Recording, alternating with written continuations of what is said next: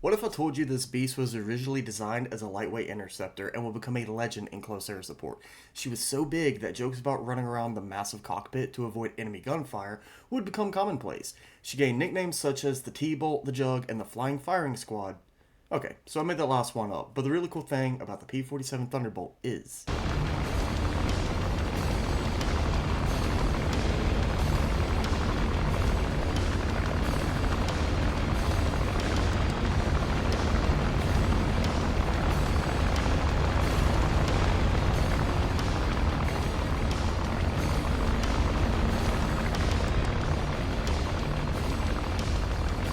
Hey, want to know something really great?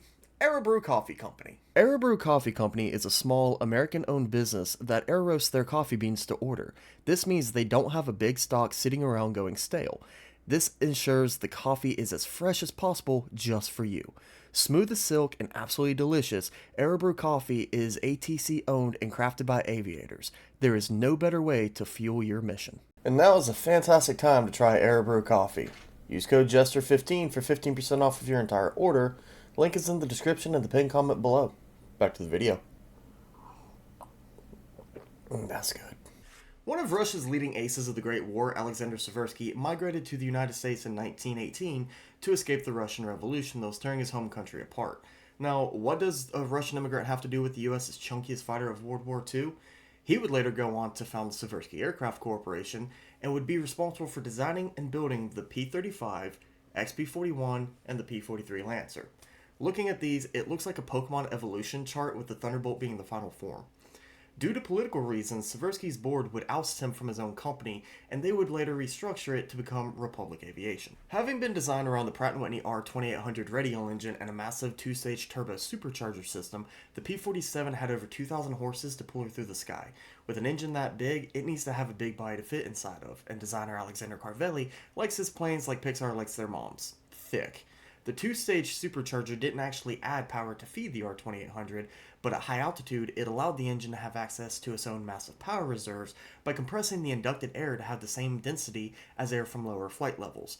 This allowed the engine to operate at its full power band at high altitude, whereas many comparable aircraft of the time would see a drop in performance. The P-47 was notable for being the biggest and the heaviest single-engine fighter the United States Air Corps would field during the war.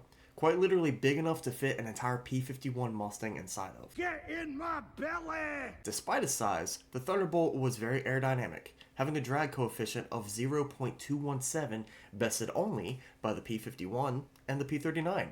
That big engine and being deceptively aerodynamic allowed the Thunderbolt to reach a top speed of 426 miles an hour. When the D variant of the Thunderbolt came about, it would have water methanol injection. It was fed from a 30-gallon tank in front of the cockpit's firewall. This cooled air that was inducted into the engine, which allowed for a boost in power, up to 2,800 horsepower actually. Pilots put this to use when taking off with a heavy load, or to get out of a bad situation in a hurry. Sidebar, remember what I told you about Seversky? Well, he and Carvelli were both from what is today Sibylla, Georgia. They fled to escape the Bolsheviks. The Russian Revolution is directly responsible for the United States producing the P-47 in World War II. Okay, so you have a plane that's thicker than a Snicker and enough horses to scoot like a scalded hog. But it's a fighter, and a fighter needs a gun. Well, the 47 has 8 of them, M250 caliber machine guns in fact. These guns are so big that even in a massive plane like the Thunderbolt, they had to be staggered to fit 4 in each wing, giving the Jug a very distinctive look. With a combined fire rate of 100 rounds a second, the recoil of the guns was known to slow the aircraft by up to 30 miles an hour. Carrying 3,400 rounds of ammo, the Thunderbolt had enough armament to take on any fight the Air Corps asked of it. Having the heaviest machine gun loadout of any American fighter is fantastic, but it's just the beginning for the Jug. But wait! There's more! Hey. With all that power on tap, the Jug was a champion height lifter. Heavy weight lifter. Same thing. She could be loaded with up to 2,500 pounds of bombs or 10 5-inch HVAR rockets. The ability to carry the bombs and the rockets, along with the massive firepower of the 850s, made the Jug a legendary close air support airplane in addition to being a hell of a fighter. Old girl could go into any fight as an 8-ton bad guy deleting machine. The P-47 was able to hand out one-way tickets to ass-whooping land by the dozens, and it would actually take a lot to down a Jug. Fortunately, the P-47 gained a reputation as a rugged workhorse, and rightfully so. The pilot's seat was backed by a 3/8-inch armor plate, and the front glass of the canopy was bullet resistant, so the pilot was protected as much as reasonably possible. The fuel tanks were self-sealing so that when punctured by enemy rounds, the rubber lining would swell and close up to prevent fires or explosions. Not to mention to prevent leaks. If you start hemorrhaging gas over Germany, your chances of making it home aren't great. The R2800 powering it didn't rely on water cooling, and accounts have been recorded of the 47s making it home shot all to hell, and even missing a few cylinders. Even the ducting for the turbo supercharger system contributed to the P-47's ruggedness. In modern day cars, there are sections called crumple zones that are designed to absorb impact force in the incident of a crash. The ducting of the P-47's turbo acted very much in the same way. As it ran through the bottom of the fuselage, it would take most of the brunt of a rough belly landing. The designers at Republic built the Jug to hit hard and to bring his pilot home to fight another day. The Jug owed its reputation of ruggedness and reliability to the fact that it was an amalgamation of all the best tech at the time. Nothing new was used to build this beast. The engines had already been used on a few other planes before, notably the F-4U Corsair. The M2 machine gun had been used about everywhere that Uncle Sam could put one. Or 6. Or in this case, 8. Even the turbo supercharger had derived from one previously used on its predecessor, the P-43 Lancer. From what I've been able to find, I do believe that the Jug was the first plane to use the Mark 8 gun sight, but hell, that was originally developed and tested by the Navy. In the summer of 1943, the P-47 will get a bubble-type canopy, starting with the D-5 variant. As good as the Razorbacks looked, pilots complained about the poor rearward visibility, so a canopy from a Hawker Typhoon would be fitted to the Thunderbolt's airframe. This did away with the complex birdhouse canopy frame and allowed pilots to have a better field of view and allowed them to maneuver more effectively. In June of 1942, the 56th Fighter Group received the first batch of P-47Bs to work out some initial production issues. Good thing too, because while the B model was advanced for the time, it was not yet ready to go into combat. The Jug's combat debut wouldn't come until March 1943, with the 4th Fighter Group taking it on a combat air patrol over northern France. Unfortunately, this mission was a failure, as the radios on the Thunderbolts kept malfunctioning. This would lead to the P-47s being refitted with British radios before returning to active combat. The 4th Fighter Group was composed of American pilots that had volunteered for combat before the United States' involvement in the war. RF pilots looked over the P-47s and, in typical British politeness, informed their American friends they were going to die.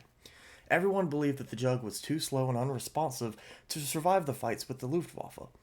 The pilots of the 4th Fighter Group and other units that had time flying for the RAF had to be persuaded by their commanders that the P-47 would indeed be good enough. Now, they had bloodied their hands flying the venerable Supermarine Spitfire, so of course they were reluctant to give up their beloved planes, especially for this gargantuan beast that was the opposite of the nimble little Spit that they loved so much. The P-47 weighed almost 3 times as much as the Spitfire, but the 850 cals had a bigger bite than the 420mm cannons that they had previously used. The P-47 would squash the former Spit pilot's doubts when on April 15, 1943, Major Don Blakesley would down the Thunderbolt's first recorded kill, the much-feared FW-190.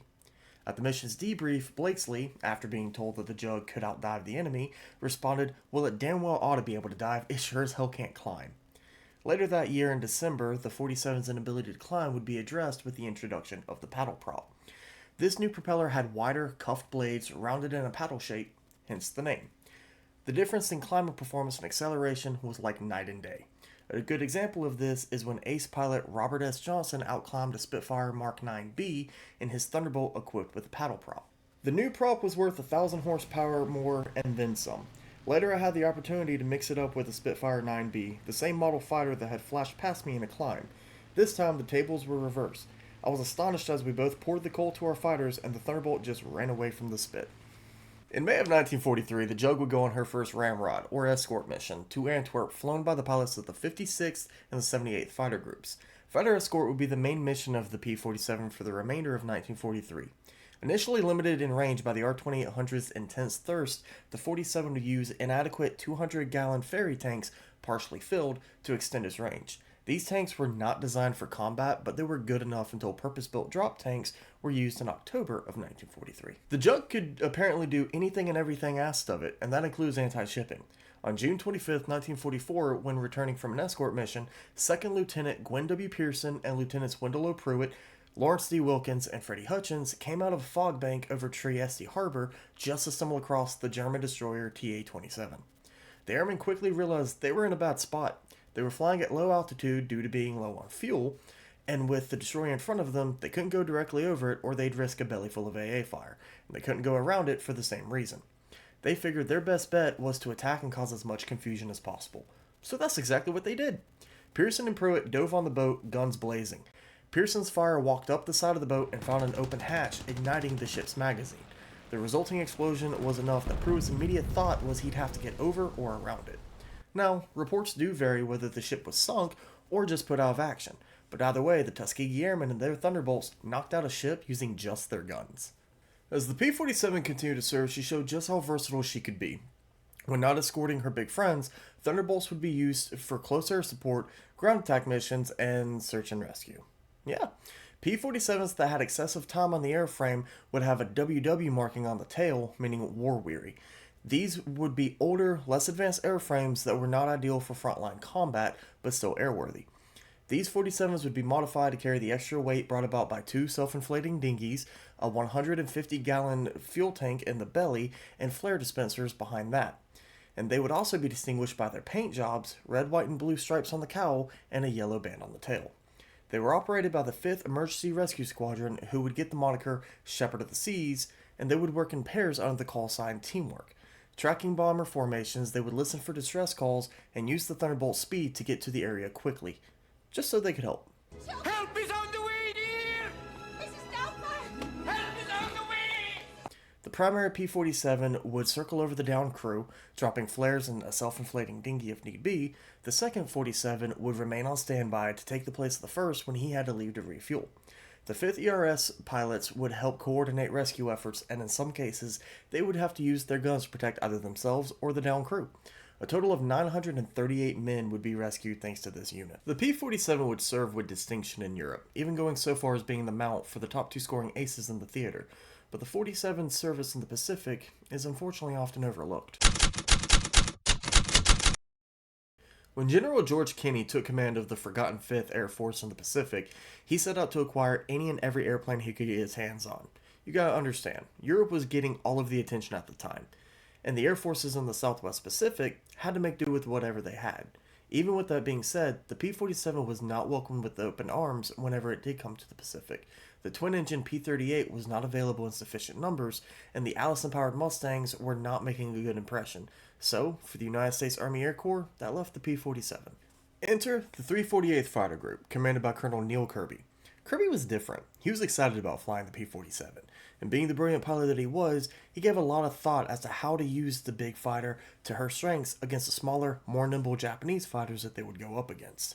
And much like in the European theater, the Jug could outdive anything in the air, and Kirby knew it. So here's the plan. After taking off, the P-47s would climb. They'd get to high altitude where they excelled.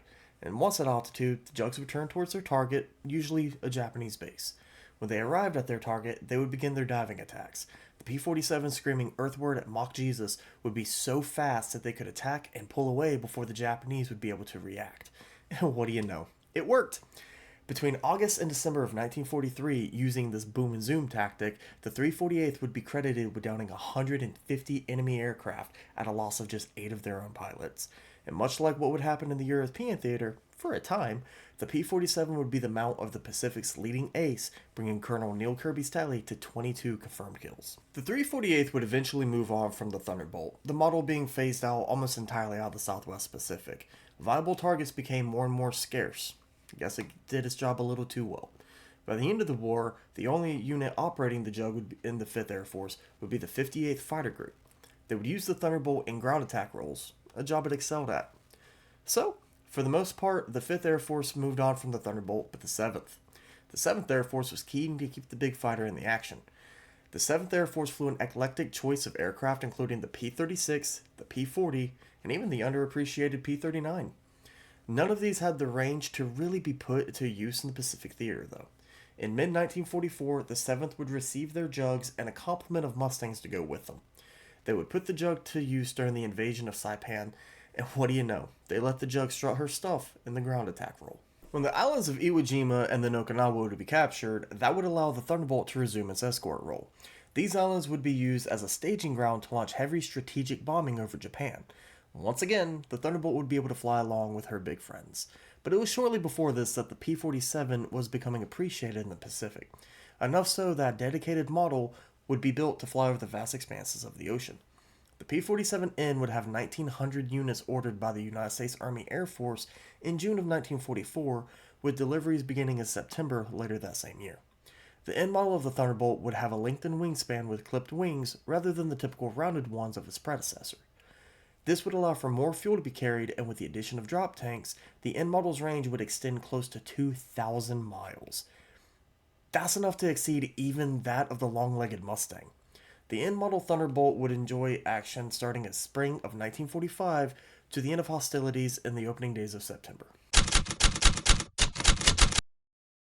The United States would not be the only operator of the P-47. Far from it. Over 20 allied nations would operate the Jug. Such high demand explains why the Thunderbolt was the most produced American fighter of the Second World War. Everyone wanted them. The Royal Air Force would use the Razorback and the Bubble-Top Thunderbolts, the Mark I and Mark II respectively. The Brits would put the Thunderbolt to work in the China-Burma-India theater as a ground attacker. Mexico's 201st Fighter Squadron would use the P-47 in the Pacific under the command of the 5th Air Force. The Free French Air Force would use their 446 Thunderbolts in the European theater and after the war to suppress the Algerian Revolution, again in the ground attack and close air support role. In an ironic turn of events, even the Soviet Union would use the P-47. Rather than using it mostly as a ground attacker like the other foreign operators, the Soviets took advantage of the Jug's high-altitude performance and used it as a point defense fighter over major cities. Brazil got to make use of their P-47s in what I believe may be one of the more interesting stories from World War II, one that really showcased the durability of the Thunderbolt. On the morning of January 27, 1945, 19-year-old Raimundo da Costa Canario and his flight lead, Lieutenant Luis Dornelles, took off. Visibility is poor, fog obscures everything at low altitude. It is not the most ideal conditions for a ground attack mission. But their objective is to harass the German ground units in the mountains of northern Italy. When Canario and Dornelles spot the enemy, they roll in, and Canario is the first to get his nose pointed towards the Germans. The ground units see this, and they send everything they have towards the Brazilian. A volley of machine gun fire fills the air, striking Canario's Thunderbolt repeatedly. Canario doesn't even flinch. Instead, he lines up his shot and sends a salvo of 5-inch HFAR rockets towards the ground units. He follows this up with a burst from his 50 cals going up along the column. At this point, the Thunderbolt is screaming at top speed. Canario levels out and punches off his two 500-pound bombs low and directly over the column of the German vehicles. He has no time to look back and appreciate his handiwork as he pulls up and away from the chaos.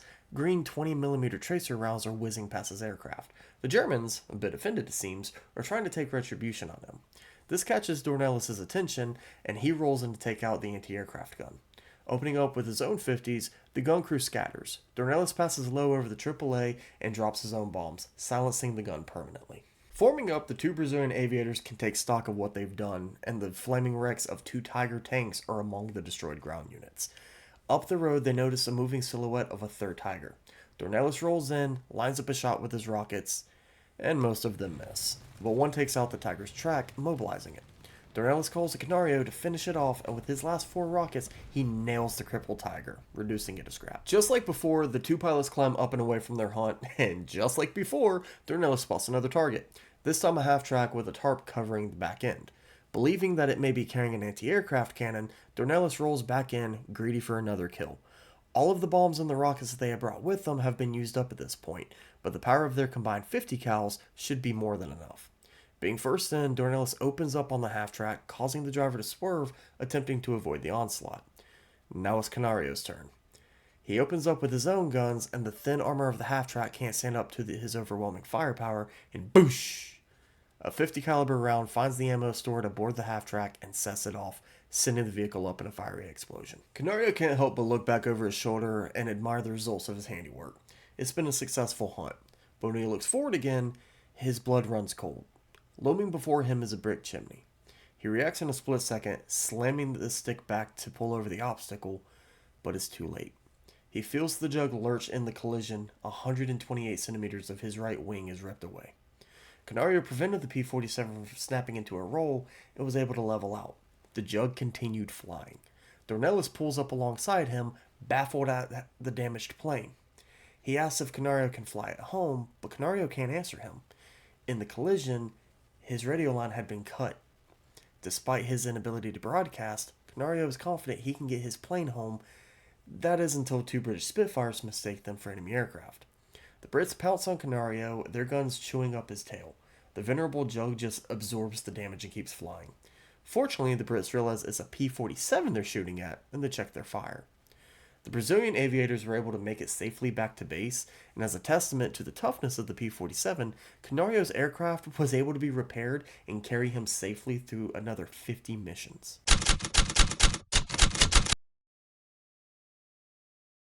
The P-47 was the most produced American fighter of World War II, serving with distinction everywhere that the United States and her allies were involved. From her first flight on May 6, 1941, I don't think anybody would be able to imagine that this heavy Juggernaut He said it! He said it! would succeed like she did.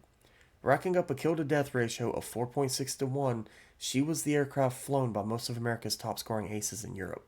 The P-47 would be redesignated F-47 in 1947 when the United States Air Force would become its own branch of service and separate from the Army. She would be phased out of frontline duties by 1949, and the Air National Guard units would retire her from U.S. service completely by 1953. The Jug would go on to see service after retirement from the U.S. Armed Forces, operated by many Allied and Latin American countries. Her final combat use would be recorded in the Guatemalan Revolution of 1953 with only one airframe, 44-89136, surviving the conflict. Even after her final battle, the Jug would be counted as inventory in the global air forces, with the final operator of the Thunderbolt being Peru, who had bought 25 surplus aircraft for $1 each and retired them from their air force in 1966. And that is the story of the P-47 Thunderbolt, a machine that was loved by the pilots who flew her, the crew that kept her flying, her big friends she defended in the air, and the men on the ground that she offered close air support to. So with that being said, be good to each other, be good to yourselves, and stay awesome.